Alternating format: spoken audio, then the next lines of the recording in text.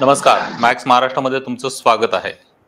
हा संपूर्ण आठवडा महामानवांच्या जयंत्यानिमित्ताने आपण साजरा करतोय. आज महात्मा फुले यांची जयंती आणि 14 एप्रिलला डॉक्टर बाबासाहेब आंबेडकर यांची जयंती.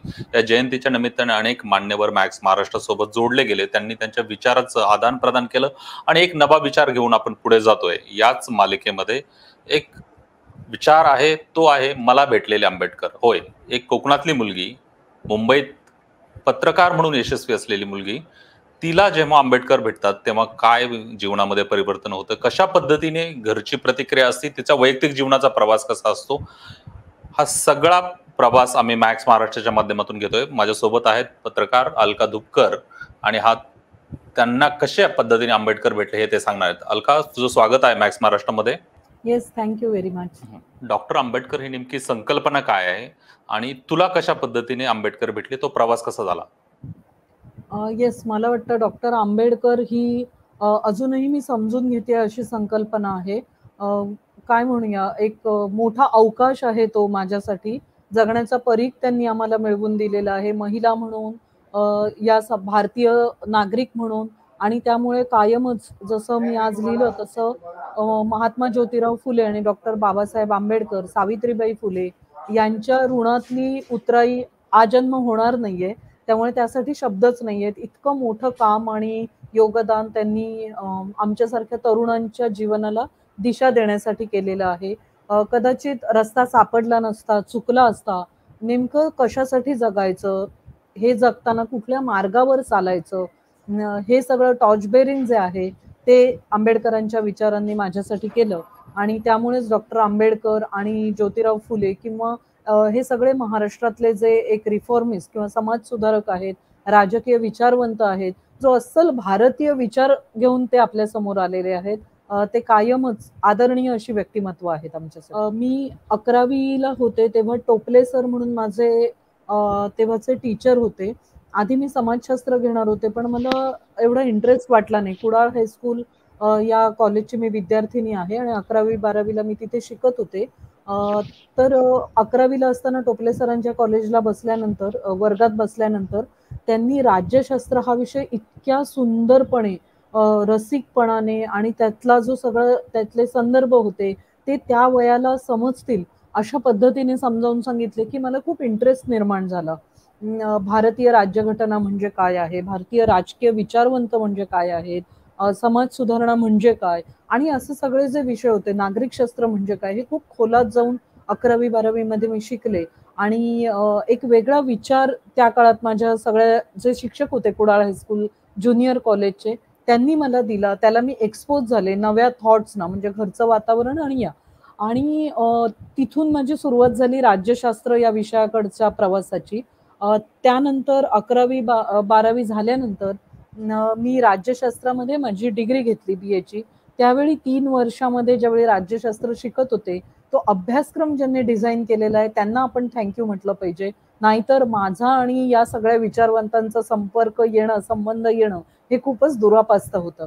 या अभ्यासक्रमामध्ये हे सर्व विचारवंत होते आणि त्यातल्या त्यात डॉक्टर बाबासाहेब आंबेडकरांचे विचार, त्यांचं लेखन, एक त्याला विद्रोही म्हणता येईल की नाही मला माहित नाही, पण चिकित्सक असा थॉट आहे जो आंबेडकरांच्या सर्व कृतींमध्ये, सर्व विचारांमध्ये आपल्याला दिसतो. आणि त्यांनी कुठलीच पारंपरिक गोष्ट जी तुमच्यावर थोपवण्यात आलेली आहे, मग ती घरच्यांकडून असेल, समाजाकडून असेल, किंवा कामाच्या ठिकाणी असेल, राजकीय प्रवासात असेल, कुठलीच अशी पारंपरिक गोष्ट डॉक्टर बाबासाहेब आंबेडकरांनी चिकित्सा न करता स्वीकारलेली नाहीये. आणि ते घाबरलेले नाहीये. त्यांना जे वाटलेलं आहे, अर्थातच विचार करून त्यांनी आपलं मत मांडलेलं आहे, पण निर्भीडपणे त्यांनी प्रत्येकाची चिकित्सा करून, अभ्यास करून त्याची मांडणी केली. माझ्यासाठी हा खूप छोटा थॉट होता, पण हाच थॉट महत्वाचा होता. आणि तिथून आमची ओळख झाली असं मी म्हणेन. डॉक्टर बाबासाहेब आंबेडकर आणि माझी ओळख झाली, त्यांच्या विचारांची ओळख झाली असं मी म्हणतेय. आणि तो प्रवास आजपर्यंत सुरू आहे. त्यानंतर खूप पुस्तकं वाचली. आणि हे सगळं करत असताना तू जो माझ्या घरच्यांचा उल्लेख केलास, मला असं वाटतं की माझ्या घरच्यांची मी ऋणी आहे की मला ज्या विचारांच्या वाटेवर चालायचं आहे त्याबद्दल त्यातल्या कुणीही कधीही मला अडवलं नाही. आणि आपण जसं म्हणतो की स्वातंत्र्य ही देण्याची किंवा मागून घेण्याची गोष्ट नाहीये. स्वातंत्र्य हे असलंच पाहिजे आणि भारतीय राज्यघटनेमध्ये या सगळ्याचा खूप छान उल्लेख आहे. पण असं असलं तरी आपल्याला माहितीये आज घराघरामध्ये ग्रामीण भागामध्ये काय परिस्थिती असते. घरात थोरा मोठ्यांचं ऐकलं नाही तर काय परिस्थिती असते. देवाला नमस्कार कर असं सांगितलं आणि केला नाही. पूजेसाठी अमुक एखादी गोष्ट कर असं म्हटलं आणि केली नाही. तर किती तणाव आणि ताणाचं वातावरण निर्माण होऊ शकतं याची कल्पना आपण करू शकतो. एका अर्थाने पारंपरिक अशा कुटुंबातून गावामधून मी येत होते, जिथे अत्यंत श्रद्धेचं धार्मिक सगळ्या ज्या गोष्टी आहेत अगदी त्यामध्ये प्रथा, परंपरा, रूढी, त्यामध्ये जातपात पाळणं हे सगळं येतं आणि हे माझ्याच घरात येतं असं नाही. हे एक पॅकेज आहे जे कोकणातल्या किंवा महाराष्ट्रातल्या कुठल्याही घरात गेलो तर तुम्हाला दिसेल, ज्यांचा या सगळ्या सामाजिक चळवळींशी एवढा संबंध आलेला नाहीये. तर अशा घरातून मी येत होते आणि त्या घरासाठी देखील मी जे काही जगू पाहत होते, मी जी काही ॲस्पिरेशन्स विचारांची घेऊन घरी येत होते, ही नवी होती. पण माझ्या घरात माझ्या पालकांनी किंवा माझ्या भावंडांनी किंवा कुणीही असा आक्षेप घेतला नाही. हे बघा, नाराजी असू शकते, प्रत्येकाच्या अपेक्षा असतात. त्याबद्दल मला काहीच म्हणायचं नाहीये. पण त्याच्या पलीकडे जाऊन आज आपण महाराष्ट्रामध्ये बघतोय की कशा प्रकारच्या विद्वेषाचं किंवा तणावाचं वातावरण आहे. यातून अनेक घटना घडतात. हे सगळं बघताना मागे वळून बघते, तेव्हा मला खूप अभिमान वाटतो की आमच्या घरामध्ये एक प्रकारची लोकशाही नांदतीये असं मी म्हणेन. वेगवेगळ्या विचार परंपरेचे लोकं आमच्या घरामध्ये प्रेमाने नांदतात. अर्थात मी कोकणात आता रेग्युलर खूप जाणं होत नाही, कारण कामानिमित्त गेली 17 वर्ष मी मुंबईत आहे. त्यापेक्षाही जास्त वर्ष म्हणजे वयाची 21-22 वर्ष मी कोकणात होते आणि माझा जो विचार मला शिक्षणातून, माझ्या कामातून, पत्रकारितेतून मिळाला, मी जातपात मानणार नाही, मी कर्मकांड मानणार नाही. जसं आंबेडकरांनी म्हटलंय, हिंदू धर्माची चिकित्सा करणं. हिंदू धर्मामध्ये अगेन एक कुठली पोथी नाहीये, पुस्तक नाहीये, पण ह्या सगळ्या गोष्टी त्याच्या सोबत जोडलेल्या आहेत, की तुम्ही अमुक एक गोष्ट केली पाहिजे. पाळी आली की पिंपळा खालून जायचं नाही. पाळी आली की 4 दिवस 3 दिवस बाजूला बसायचं. त्यानंतर स्वयंपाकघरात अमक्या लोकांना न्यायचं नाही. ह्या सगळ्या गोष्टी ज्या होत्या, जेव्हा काही न कळतं असं वय होतं, तेव्हा मी पण हे सगळं फॉलो केलेलं आहे. पण गेली 17 वर्ष मला अभिमान आहे, की मुक्तपणे आणि खरोखर एक पुरोगामी आयुष्य जगण्याचा प्रयत्न करतेय आणि माझ्या कुटुंबियांची त्याला साथ आहे आणि हे शक्य झालंय तो माझ्या आर्थिक स्वावलंबनामुळे, ज्याचा मार्ग डॉक्टर आंबेडकरांनी महिलांना अनेक समानतेचे हक्क राज्यघटनेमध्ये देऊन आखून दिलेला आहे. त्यामुळे आंबेडकरांचं लेखन यावर अनेक जण बोलतील, पण माझ्यासारखी कोकणातून आलेली एक विद्यार्थिनी, जिला या थॉटमुळे पुढे इथपर्यंतचा प्रवास करता आला, तर मी बोललं पाहिजे आणि आंबेडकरांच्या ऋणातून उतराईचा हा एक प्रयत्न केला पाहिजे. म्हणून मी विजय तुझ्याशी आज बोलायला हो म्हटलं. निश्चितपणे. म्हणजे आंबेडकरांचाच एक विचार होता, की ज्यावेळेस समाजाची प्रगती मोजायची असेल, तर महिलांची प्रगती ही किती होते त्यावरच मी समाजाच्या प्रगतीची गणना करतो, असं आंबेडकरांचं वक्तव्य होतं. तर याचं प्रतिबिंब आजही तुझ्या काही लेखांमध्ये असे उल्लेख होते, की आंबेडकरांचं साहित्य तुझ्या बरोबर असेल तर लोकसंख्येने पाहतात. सोशल मीडियावरनं गेल्या वर्षी 14 एप्रिल मूर्ख दिवस म्हणून साजरा केला गेला. मुळात आरक्षण आणि ह्या सामाजिक अफर्मेटिव्ह ऍक्शन याबाबत आजही समाजामध्ये महिलांमध्ये गैरसमज आहेत का? अगदी खूप महत्वाचा प्रश्न आहे. अनेकांचे हे गैरसमज आहेत आणि आत्ताच्या सगळ्या विद्वेषाच्या राजकीय वातावरणामध्ये जिथे फॅसिझम म्हणजे आपण काय म्हणतो, फॅसिझम ही काही अदृश्य शक्ती नाहीये. सर्वसामान्यांना राज्यघटनेने दिलेले हक्क, अधिकार पायदळी तुडवून एकेरी राजकीय अधिकार शक्ती इथे आणण्याचा हा प्रयत्न केला जातोय आणि त्यामध्ये अशा प्रकारची नॅरेटिव्ह पसरवली जात आहेत. जेव्हापासून हे सरकार सत्तेत आलेलं आहे, आपण बघतोय केंद्रामध्ये गेली 7-8 वर्ष फार जोरकसपणे आरक्षण विरोधी चर्चा होताना दिसत आहेत. मला असं सांगायचंय की अनेक अभ्यासकांनी, अगदी दलित अभ्यासकांनी, बहुजन अभ्यासकांनी देखील हा विचार मांडलेला आहे की आरक्षणाच्या संपूर्ण प्रश्नाला हाताळण्यासाठी किंवा त्यामध्ये काही बदल करायचे असतील तर नेमकं काय करता येईल. पण असं कोणीही म्हटलेलं नाहीये की सामाजिक समता ज्यासाठी ही आरक्षणाची तरतूद लागू करण्यात आली होती ती प्रस्थापित झाली आहे असं. त्यामध्ये जे काही बदल करणं आवश्यक आहे, खऱ्या लाभार्थींना त्याचा लाभ मिळाला पाहिजे, यासाठी ज्या ज्या पद्धतीने व्यवस्था खालपर्यंत नेली पाहिजे तळागाळापर्यंत नेली पाहिजे त्याबद्दल बोलता येईल. मात्र आरक्षणामुळे अमुक एका जातीच्या लोकांवर अन्याय होतोय, त्यांना प्रवेश मिळत नाही, अशा पद्धतीचं किंवा फीचा मुद्दा पुढे केला जातो, गुणवत्तेचा मुद्दा पुढे केला जातो. माझा एवढा साधा प्रश्न आहे की जर आरक्षणामुळे सीट्स कमी होतात असं तुम्हाला वाटत असेल तर कधी तुम्ही विचार केलाय का, कधी तुम्ही समाज म्हणून एकत्र येऊन मागणी केली आहे का सरकारकडे की जागा वाढवा. लिमिटेड जागांमध्ये हे काय म्हणूया फोडा आणि झोडा ही नीती वापरली जाते इथे आणि परस्परांमध्ये दोन समाजांना लढवलं जात आहे. खरं तर मेडिकल आपण उदाहरण घेऊया, वैद्यकीय शिक्षणाच्या जागाच मुळात कमी आहेत आणि त्यामुळे भरमसाठ फीचे प्रश्न असतील, विद्यार्थ्यांच्या राहण्याचे प्रश्न असतील आणि तिथे मग आता अमुक एक कोट्यामुळे कसा अन्याय होतोय ही एक काय म्हणूया आपण नॅरेटिव्ह आपल्याला ऐकवलं जातं आणि हे प्रत्येकच क्षेत्रात ऐकवलं जातं. तर मूळ उत्तर आरक्षण हटवणं हे नसून व्यवस्थेमधले जे मूळचे प्रश्न आहेत ते पुढे मांडणं हे त्याच्यावरचं उत्तर आहे, उपाय आहे. आणि आपल्यासारख्या पत्रकारांनी सातत्याने विविध प्रकारचे संवाद अनेक माध्यमांवर करून हे लोकांपर्यंत पोहोचवलं पाहिजे की तुम्ही जो प्रश्न आहे त्याच्यावर नाही टीका करू शकत. परवा नागराज मंजुळेने एका मुलाखतीमध्ये सांगितलं की प्रश्न मांडला म्हणून त्याच्यावरच दोष देत आहेत की तू जातीयवादी आहेस म्हणून. म्हणजे जाती व्यवस्था आपल्या समाजातला प्रश्न आहे तो मांडतोय म्हणून त्याला जातीयवादी ठरवणं. तसं आरक्षण हा भारताच्या विकासातला खोडा आहे म्हणण्यासारखं आहे.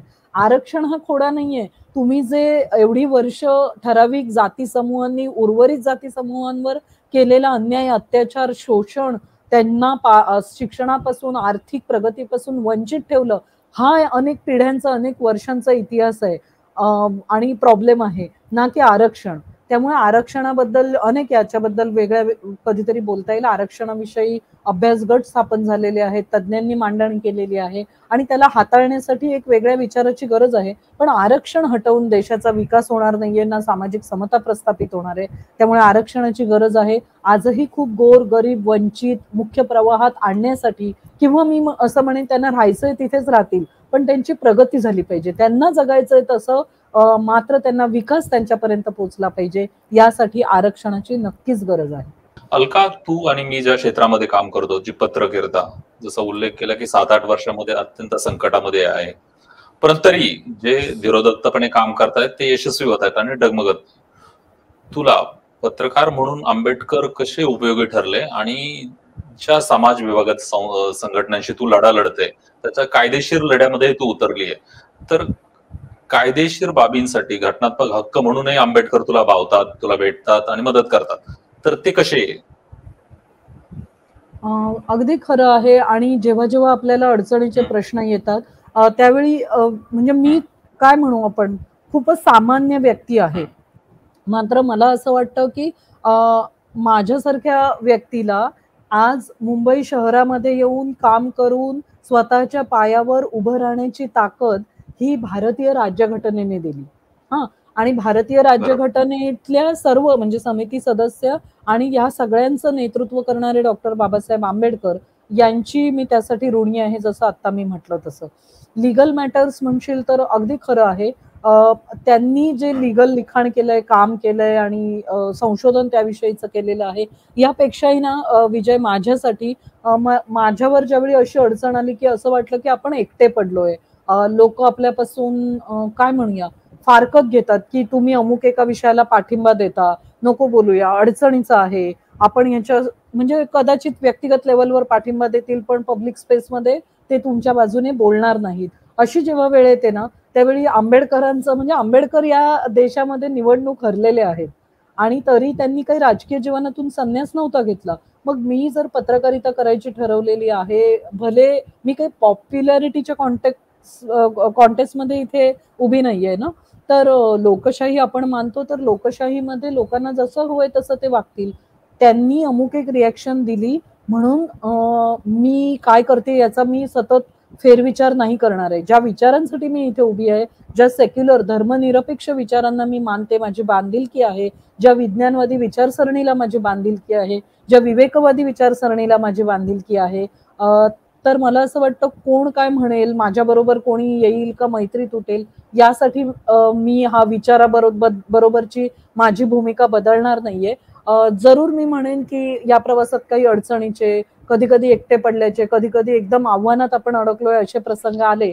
पण विजय त्याबरोबरच हे नमूद केलं पाहिजे की कितीतरी काय म्हणायचं त्यांना शब्द आपण म्हणूया, तुमचे वेल विशर्स असेही पुढे आलेले आहेत, ज्यांना कुठल्याही प्रसिद्धीची हौस नाहीये, हाव नाहीये आणि अगदी मोफत असा कायदेशीर सल्ला देण्याची तयारी त्यांनी दाखवलेली आहे आणि त्या देखील डॉक्टर बाबासाहेब आंबेडकरांच्या विचाराला मानणारे असे लोक आहेत.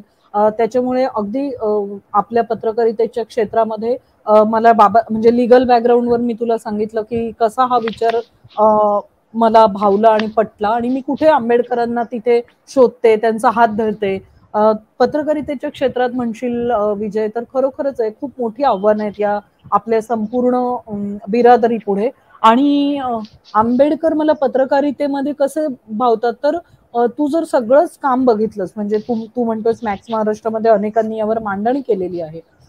अत्यंत साधी गोष्ट आहे ना, की विकास प्रक्रियेपासून वंचित राहिलेला जो वर्ग आहे, ज्याची दखल कदाचित आंबेडकरांनी घेतली नसती तर कोणीच घेतली नसती, त्या सगळ्यांना कायद्याच्या पातळीवर, हक्कांच्या पातळीवर एका रेषेत आणून उभं केलं डॉक्टर बाबासाहेब आंबेडकरांनी. की तुमच्याकडे कितीही संपत्ती असो, तुमचं शिक्षण काहीही असो, तुम्ही भारत देशाच्या कुठल्याही विकसित मागासलेल्या भागातून येत असाल, पण तुम्ही या देशातल्या नागरिक म्हणून तुम्ही समान अधिकारांना पात्र आहात. हे जे काही दिलेलं आहे ना, पत्रकारितेमध्ये हेच सूत्र तू लावलंस तर तुला खूप बातम्या दिसतात, तर तुला गोरगरिबांचे प्रश्न दिसतात, तर तुला वंचितांच्या कहाण्या कळतात आणि त्या केवळ सिंपती म्हणून आणि एक केस स्टडी म्हणून, बातमीचा विषय म्हणून मी तरी सोडून दिलेले नाहीयेत. असे अनेक विषय आहेत ज्यांच्याशी मी, म्हणजे पत्रकारितेचा एक बेसिक नियम आपण म्हणतो, रूल म्हणतो, तो म्हणजे फॉलोअप घेणं. तर गेल्या 17 वर्षामध्ये मी असे अनेक विषय कव्हर केलेले आहेत, जे विषय मी चटणीपुरते, लोणच्यापुरते, माझ्या कामापुरते आणि पगार मिळवण्यापुरते, करिअरसाठी वापरलेले नाहीयेत. तर मला मनातून वाटतं की मी पत्रकार म्हणून काय करू शकते आणि त्याच्यासाठी मी त्याचा फॉलोअप आतापर्यंत घेत आलीये आणि यापुढेही घेईल.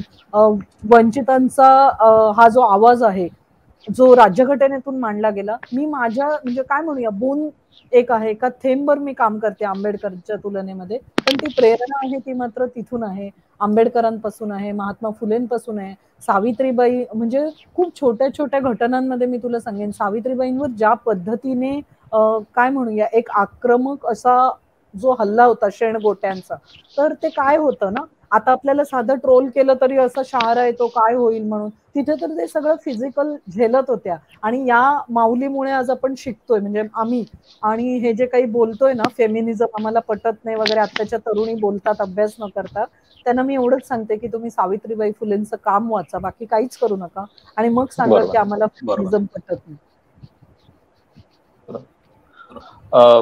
अलका, अलीकडे एक नवा ट्रेंड आहे, म्हणजे नव्या माध्यमातून महामानवांची मांडणी होते, अनेक चित्रपट, अनेक मालिका देखील यापुढे आलेल्या आहेत. पण तुला जसे आंबेडकर पुस्तकातून मिळाले, अनेक माध्यम असू शकतात की तिथे मिळतं आणि जीवनाचं परिवर्तन होतं, परंतु आजही अनेक महिला आहेत, अनेक मुली आहेत, आया असतील, मावशा असतील, सगळ्यांपर्यंतच हे महापुरुष पोहोचायला पाहिजे, जेणेकरून प्रत्येकाचं जीवन परिवर्तन होईल. तू यासाठी कुठला मार्ग सुचवशील?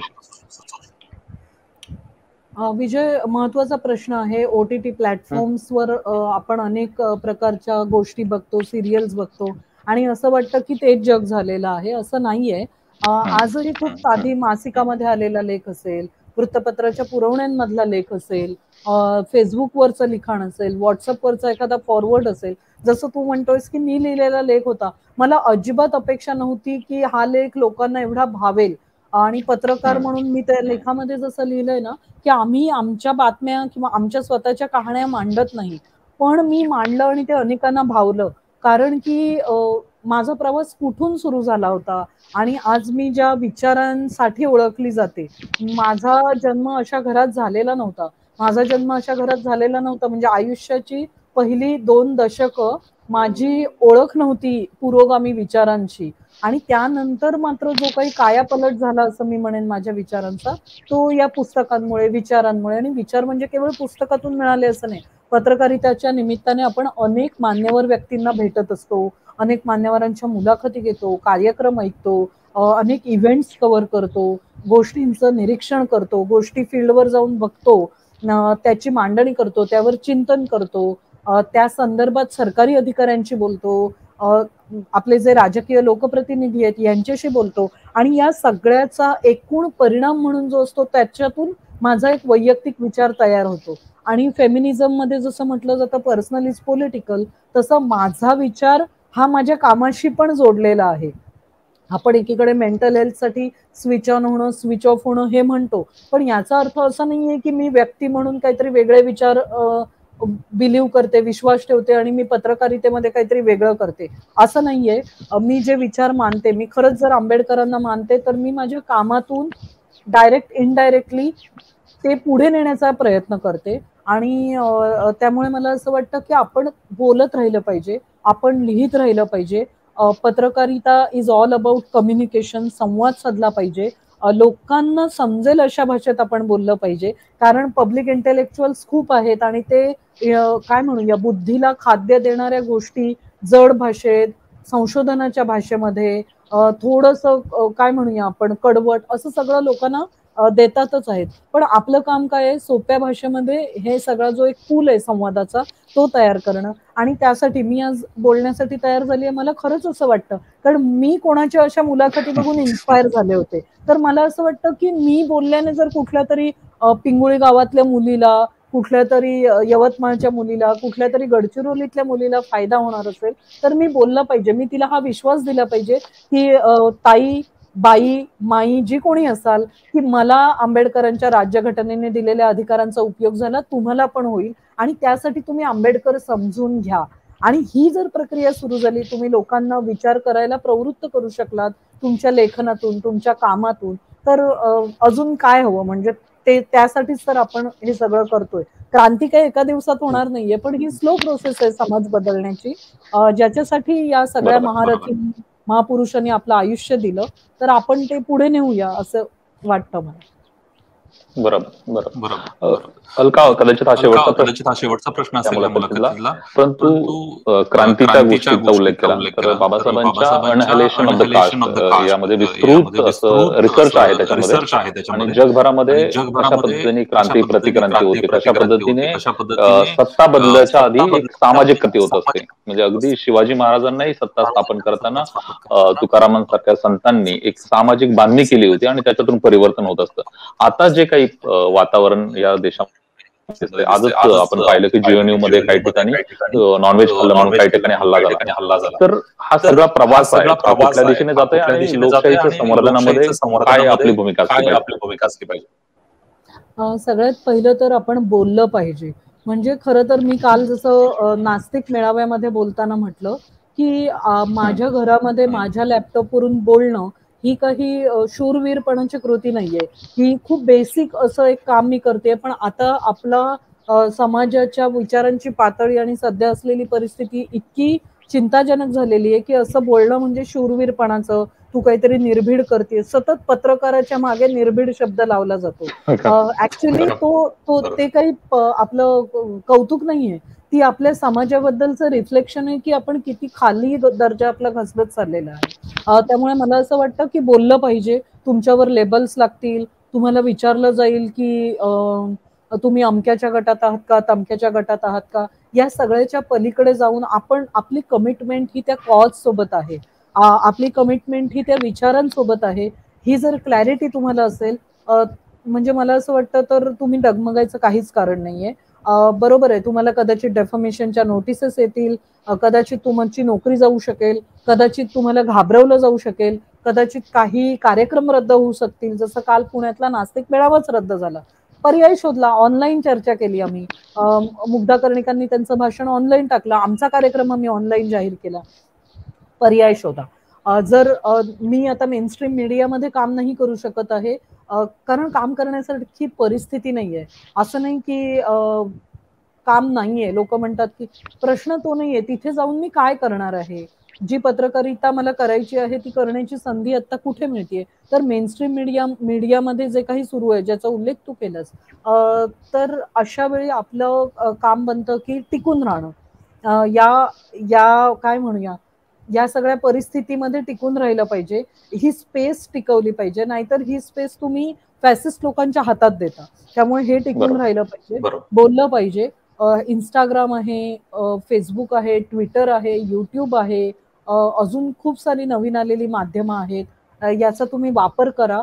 जसं तुम्ही पर्सनल स्टोरीज शेअर करता, मी अजिबात नाही म्हणत नाही, छान मजेत आयुष्य जगलं पाहिजे, पण त्यासोबतच तुमच्या छोट्या परिघामध्ये, तुमच्या मोठ्या परिघामध्ये जेवढं जेवढं तुमचं प्रभाव क्षेत्र आहे, तुमचं फ्रेंड सर्कल असेल, तुमचे व्हॉट्सअपचे ग्रुप्स असतील, तुमची फॅमिली असेल, तुमची एक्सटेंडेड फॅमिली असेल, तिथे लोकांना प्रश्न विचारा, लोकांना विचार करायला प्रवृत्त करा. तुमचं मत मांडायला घाबरू नका. तुम्हाला कोणी सांगितलं की जाऊन या देवाला नमस्कार कर आणि तुम्हाला वाटत असेल की मला प्रश्न विचारायचे, तर प्रश्न विचारा. तुम्हाला वाटत असेल की अंगारा दुपारा मला कोणी बाबा लावतोय आणि मला नाही लावून घ्यायचंय, प्रश्न विचारा. तुमचं स्वतःचं मत तयार करा, मांडा आणि त्याबद्दलची मांडणी करत राहा. महाराष्ट्र हा खरोखर पुरोगामी संतांच्या भूमीतून किंवा वारशातून तयार झालेला असं एक वैचारिक प्रदेश आहे असं आपण म्हणतो, आणि इथे तुमच्या पाठीशी उभे राहणारे देखील कमी असतील संख्येने लोक, पण उभे राहतात. कदाचित ते आता दृश्य नसतात, पण जेव्हा अडचणीचा प्रसंग असतो तेव्हा ते उभे राहतात. आणि जेव्हा आपण महामानवांची गोष्ट करतोय, डॉक्टर बाबासाहेब आंबेडकरांच्या महापरिनिर्वाण दिनानिमित्त विजय, मी कितीतरी वेळा आपल्या चैत्यभूमीला, हो, शिवाजी पार्क चैत्यभूमीला जायचे आणि मी थक्क व्हायचे की असा एक नेता, म्हणजे आपण एकीकडे तू पण हे कव्हर केलेले आहेस की जिवंत असलेल्या राजकीय नेत्यांच्या सभांना गर्दी जमवायला पैसे देऊन बसेस भरून माणसं आणली जायची, आणि एवढी वर्ष झाली निर्वतून, पण डॉक्टर बाबासाहेब आंबेडकरांच्या विचारांनी तिथे यायचंय आणि आम्हाला बघायचंय, समजून घ्यायचंय, पुस्तकं विकत घ्यायची आहेत, आमच्यासारख्या अनुयायांना भेटायचं आहे, म्हणून गर्दी करणारा हा अफाट जनसागर हे कोडं आहे. आणि मला असं वाटतं हे कोडं न उलगडणं ह्याच्यात पण एक गंमत आहे, आणि तिथे जाऊन त्या सगळ्या लोकांना बघणं हा एक आनंद असायचा. आपण खरं तर बाबासाहेब आंबेडकरांच्या स्मृती जागवण्यासाठी इथे आज जमलोय, त्या निमित्ताने बोलतोय, पण महापरिनिर्वाण दिन हा माझ्यासाठी देखील एक झरोका होता की या सगळ्या किती लोकांना त्यांनी प्रेरणा दिलेली आहे, आणि त्या सगळ्या असंख्य जनसमुदायांपैकी मी देखील एक आहे, याचा मला खरंच खूप अभिमान आहे. धन्यवाद अलका, वेळ काढला तू आणि या सगळ्या गोष्टी शेअर केल्यात त्याबद्दल मॅक्स महाराष्ट्राबद्दल मी तुझे आभार व्यक्त करतो.